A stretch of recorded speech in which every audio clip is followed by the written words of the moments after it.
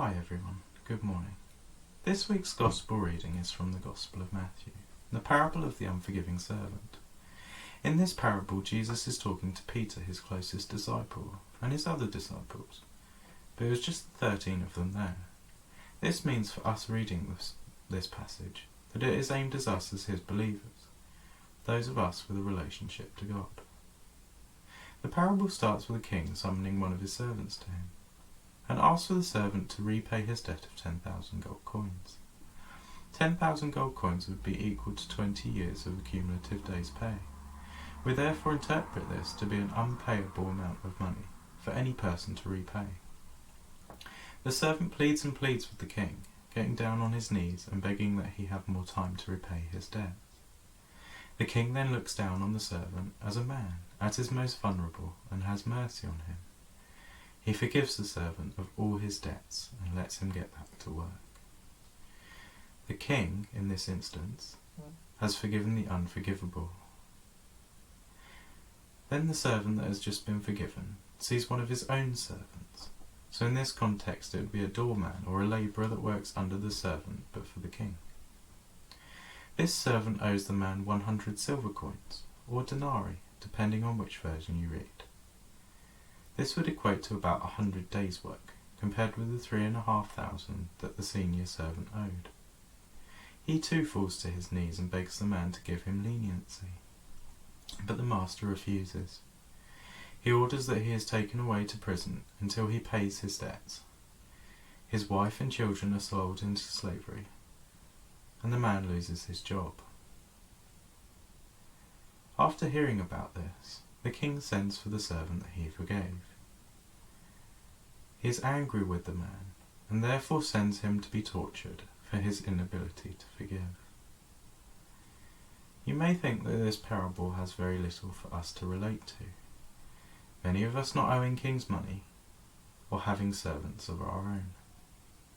Nor did the disciples, but as with most of these parables, Jesus is being clever and tying in old scriptures that all the disciples would have known, to get across his point. At the start, Peter asks, "How many times shall we forgive? 7 times?" But Jesus answered, not 7, but 70 times 7. 70 times 7 is 490, but what relevance does this have? In the Old Testament, the nation of Israel stayed in the desert for 490 years, not obeying the Sabbath. God forgave them every year until they finally obeyed it, and then God showed them the promised land of Babylon. So in this parable, the king is God. His followers, or servants, have great debts that they need to repay, and God forgives them, and does it willingly. But in return, he wishes that his followers forgive the men that owe them. The man doesn't show any forgiveness to his fellow man, and thus God throws him into hell to be tortured for the rest of time.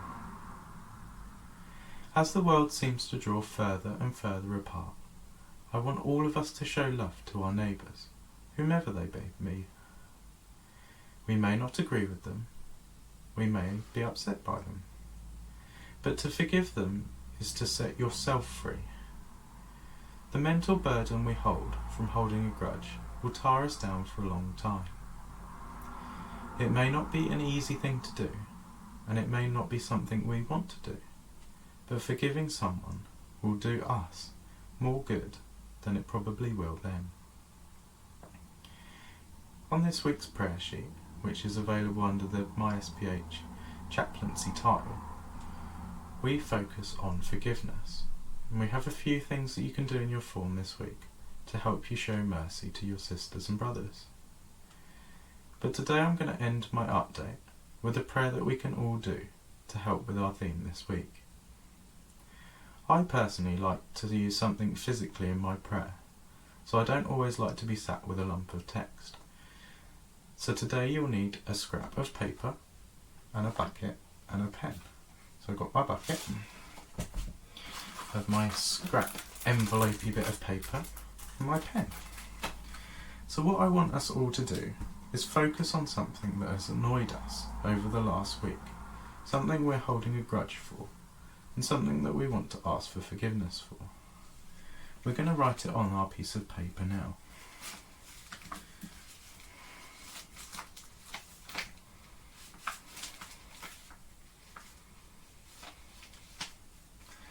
So when you've done this, just ponder on it and focus really on what you've written. Once you've done that, you're going to scrunch your piece of paper up and make a ball. You're going to hold the ball in your hand and we're going to say the Lord's Prayer. The Lord's Prayer, or the Our Father, has a really good line of forgiveness that I want us all to emphasise as we say it together. So, Our Father, who art in heaven, hallowed be thy name. Thy kingdom come, thy will be done on earth as it is in heaven. Give us this day our daily bread, and forgive us our trespasses, as we forgive those who trespass against us. And lead us not into temptation, but deliver us from evil. Amen. Then we just throw it in our bucket. And that concludes our weekly update this week. I wish you all the best in your